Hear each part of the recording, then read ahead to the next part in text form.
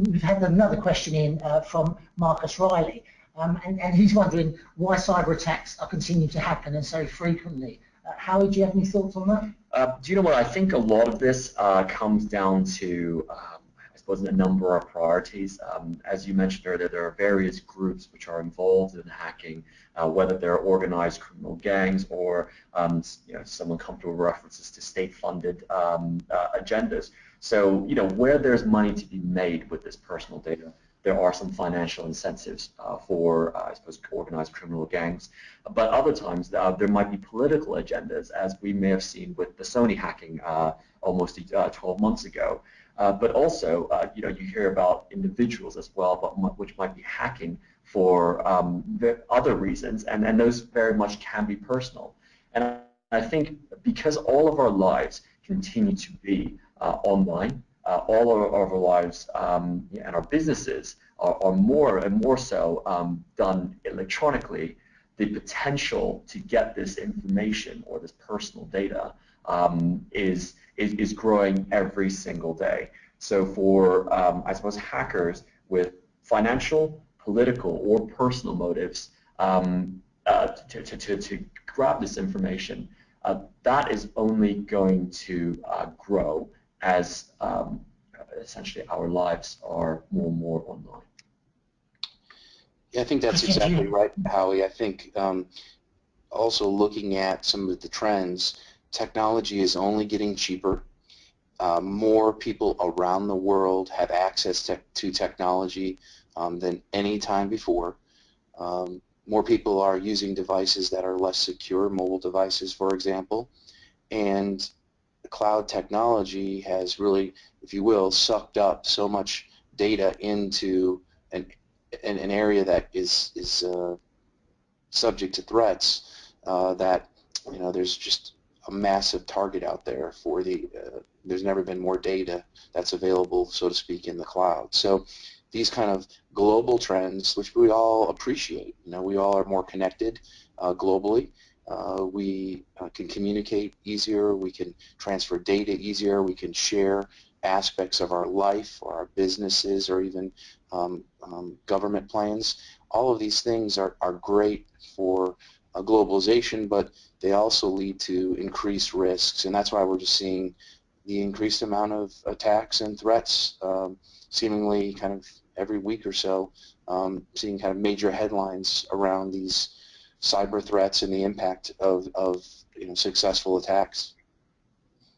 Thank you, Christian. That's great stuff. And it brings us kind of neatly on to another question we've had in from Natalie Roberts, and she's wondering what skills are required to deal with the increasing global cybersecurity threats. And to me, this hits at the nub of a bigger issue about skill shortages. We've seen many technology-based companies struggle to get the staff and talent that they need, and this is a niche within a niche, if you like. Christian, do you have any views on the potential talent shortage in the space? Yeah, I think Steve, it's considerable. So when you think of most technology companies, most of their resources are spent on kind of developing applications and the actual tools that kind of fuel their business growth. However, protecting the back end, although it's increasingly important, is sometimes looked upon as a secondary item. And because of that, we've seen even major corporations like, for example, Microsoft, release products that have major security flaws in them and expose data. This is going to be probably a great area of job growth going into the future, and there needs to be kind of considerable training done to allow us to have qualified individuals who are able to almost be a puzzle master, be able to go in and look at existing companies' software and hardware and reverse engineer it and really think like a hacker and how they would potentially access that. And there's a growing group of individuals who are paid to basically hack their clients. and expose weaknesses. We've even recently seen Google offer rewards, so to speak, to people who can find um, holes in their system, and so there's this new kind of incentive system that's developing to try to encourage increased talent, increased time for those who have that bent to be able to go in and kind of crowdsource, if you will, hacking, but hacking in a good way, hacking to find out where the holes are, so hopefully companies can stay ahead of it. So yeah, I think this is going to be a great growth area in the job market, and one that there needs to be considerable training. The one unique element is there's so much creativity in these attacks that it's not the standard computer science person who's going to do this. It's a computer science person who can think outside the box, which sometimes is a hard skill or talent to match. So certainly a growth area going forward. Thanks, Christian. That's really helpful. We've got another question from John Southall, and he's just wondering who are considered to be the market leaders in the cybersecurity space. Now, just to qualify that, obviously this is not a forum to be getting too specific about individual companies, but is there a roundabout way that you can express who are the sort of the big players as you see it, Christian? Yeah, so the way that the index is constructed by a team of analysts that go out and really look at all the technology companies that touch kind of the cybersecurity industry. There's really hundreds out there, but the index is really designed to try to focus on the companies that have the most focused or material exposure to the cybersecurity business. So a large conglomerate like IBM, for example, has exposure, but it's not very meaningful to their stock price or their overall business.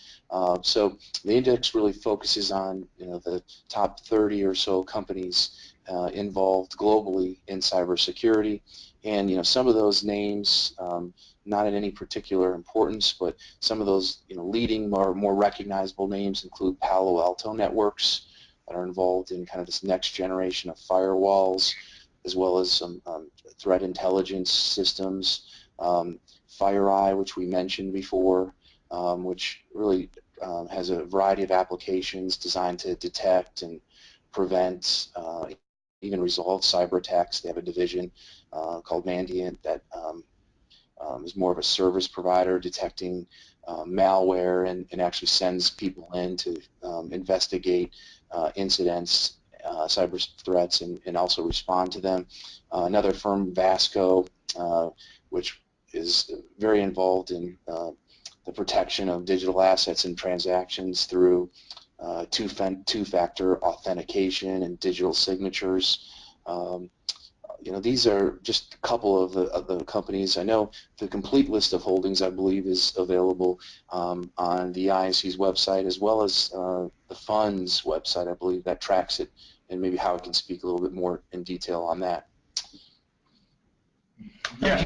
So Howard, please. No, that's all right. And I think highlighting some of the big players here within this index is important. But I would love to reference a point that was made a couple times earlier in this webinar, and the fact that we are still, or the industry is still trying to find the winners and losers, and what might be a small company now might have a very different profile, say 3, 4, 5 years down the line as this industry grows. And I think it really highlights the importance of diversification, and what this index has done, of course, is be able to identify specific companies which are at the forefront of the cybersecurity space.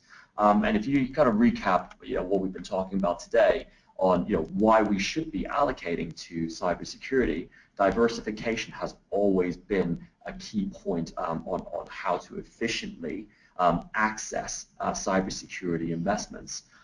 Christian, you certainly touched on the growth potential earlier, halfway through this webinar so far, and no doubt there's a risk-reward tool that I think you've previously articulated before, Christian. I don't know whether you wanted to spend a bit of time just talking about that.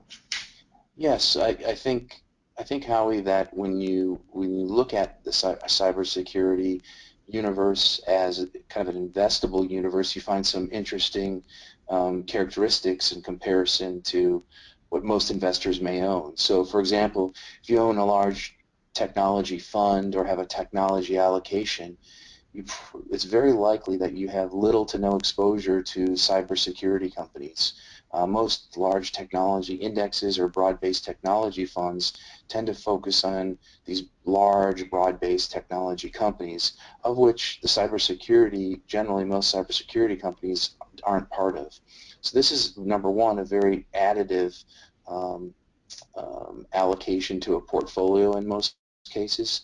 It adds a level of diversification, so new names, new exposure, and then it tends to tilt the technology exposure or technology allocation into an area that's a little bit more higher growth, which is what cybersecurity is offered. The other thing that I think is interesting is, a new risk to really equity investing, stock investing in general, is these cyber threats. We can just look at TalkTalk and see some of the impact. We can look at Target in the United States or other companies that have had high-profile hacks. It's been recognized in their stock prices in general. So the cybersecurity allocation can act as a little bit of a protection, as a hedge, if you will, against some of those issues. We've even seen here in the U.S. Some larger institutions use it as a trading vehicle. When major hacks are announced or cyber attacks are announced, you generally see this whole cybersecurity group move upward based on that news, because it's generally presumed to be bullish for the demand for their services going forward. So the cybersecurity allocation is quite unique and has some unique, I think, features that aren't quite apparent initially, other than, oh, these are headline type, is a headline industry, or the business that they're in is high growth.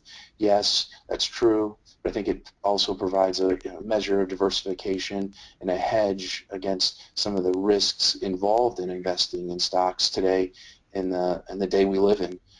So it's quite unique, and we're excited to be kind of providing this, helping to provide this access to this theme, and really the expertise behind kind of selecting the securities within the index. And I suppose that comment you make there, Christian, is very much, even for investors that do hold broad-based technology funds, the overlap between those, let's say, that are tracking the NASDAQ 100 versus the cybersecurity index, the overlap is quite small, isn't it? Yes, we've seen numbers that are usually about 80 to 85% of the portfolio of, or the members of the cybersecurity index are new names to somebody who's investing in a broad-based traditional technology fund. So it's an area that they had little to no exposure in, but is becoming so crucial and really essential part of the technology space, while exhibiting some great growth characteristics and a very diverse customer base. So we think it's a very, very additive, allocation to many investors' portfolio, whether they have a technology allocation or they just consider themselves a little bit of a growth investor.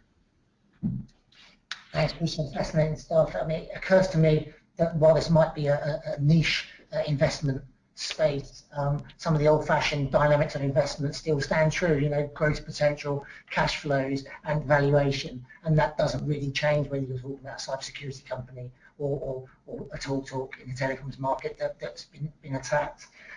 We've sadly come to the end of our time slot now. We're going to start wrapping up. I would love to extend my thanks to Howie and over in New York to Christian. Thank you very much, chaps. Please remember, everyone in the audience, that this has been recorded. The slides are there. It will be downloadable from the website in the next few hours or so, I suspect. Thanks very much for joining us, and I hope you found that an enlightening look at the cybersecurity space, and